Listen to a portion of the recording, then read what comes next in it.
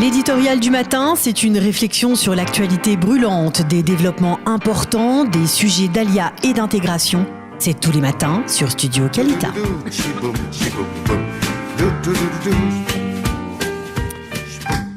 Yael Touboul, bonjour. Bonjour. Boker Tov, merci d'être avec nous ce matin sur studiokalita.com. Vous êtes avec nous ce matin pour nous parler de votre initiative qui consiste à essayer de mieux aiguiller, de mieux permettre aux parents, aux LIM, de comprendre ce que sont les chougim dans l'éducation nationale en Israël, comment essayer de choisir un choug, c'est-à-dire un cours, on va dire un cours de formation complémentaire à l'éducation nationale. Expliquez-nous exactement comment vous agissez, quel est le but de votre initiative. Alors, d'abord, la raison pour laquelle on a mis en place cet happening, ce Yérid, ça fait déjà pas mal d'années qu'on se rend compte que les Olim, surtout ceux qui viennent d'arriver, se retrouvent devant une situation où l'après-midi, ils cherchent des activités pour leurs enfants. Et on s'est rendu compte aussi qu'ils n'avaient pas accès à toutes les activités qui étaient mises en place dans la ville de Netanya, du fait que beaucoup sont en hébreu et qu'ils sont pas publiés en français, donc ils n'étaient pas au courant de ce qui se passait. Et il y a une demande. De plus en plus, il y a une demande de la part des Olim de France. Et en parallèle, de plus en plus, il y a des Olim qui sont là depuis quelques années, qui mettent eux-mêmes en place des activités. Donc, ce qu'on a voulu faire, c'est d'abord de pouvoir donner la possibilité aux Olim d'être informés au maximum, et en plus de donner la possibilité aux Olim qui ont en place des activités qui sont extraordinaires, de pouvoir promouvoir leurs actions et de se faire, de se rencontrer, de pouvoir de faire partager, exactement. Et plus les années passent, et plus on se rend compte qu'il n'y a pas, on se diminue pas dans les âges. C'est-à-dire que même pour les adolescents, il y a un besoin d'avoir de l'information sur les activités avant l'armée, la préparation sur les activités. Aujourd'hui, grâce à Dieu, à Netanya, il y a un super centre pour ados qui existe depuis un an, qui s'appelle le métro, mais encore les gens ne sont pas assez au courant qu'il existe.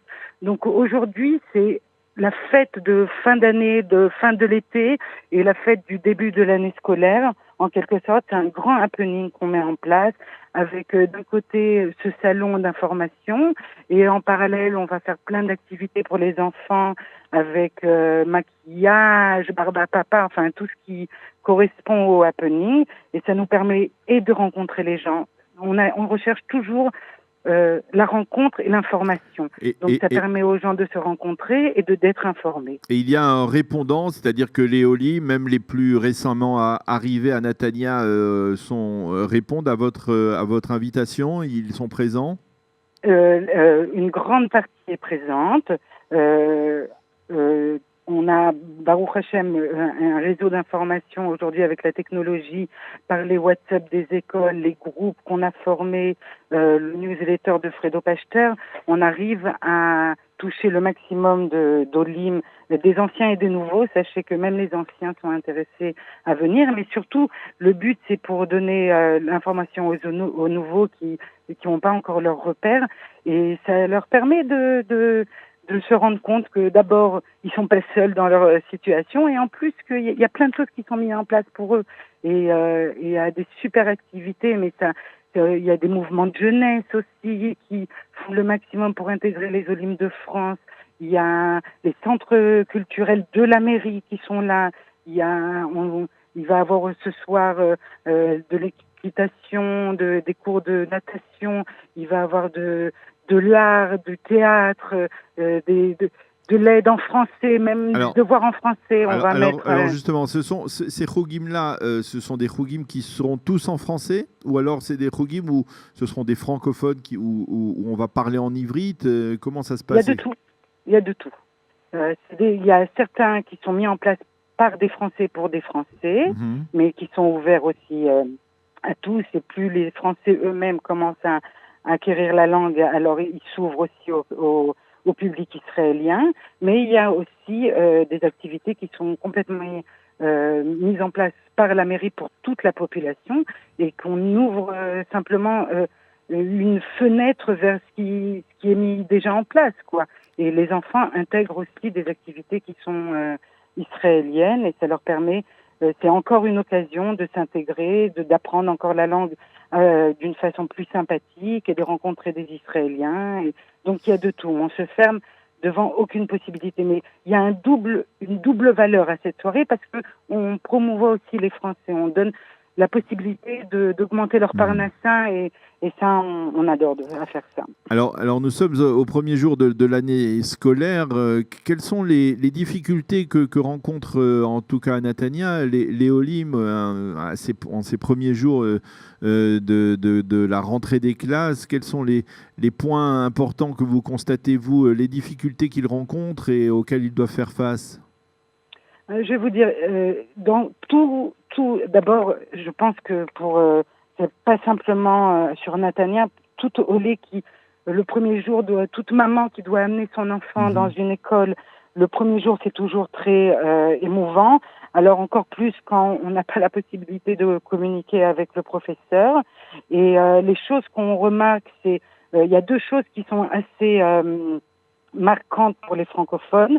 C'est le fait que l'école finit plus tôt qu'en France et qu'il va falloir trouver des activités pour les enfants. Mais moi, j'en vois ça comme une isdamnout, une occasion, une opportunité pour se retrouver en famille. C'est l'occasion. Pour que la transition se fasse plus en douceur. Plus facilement. Et puis, ça, c'est une des choses qu'on remarque. Et une autre chose qui est remarquée par les francophones, c'est une vision de tout ce qui est en rapport avec la discipline dans le système scolaire qui est complètement différente de ce que les Français avaient l'habitude.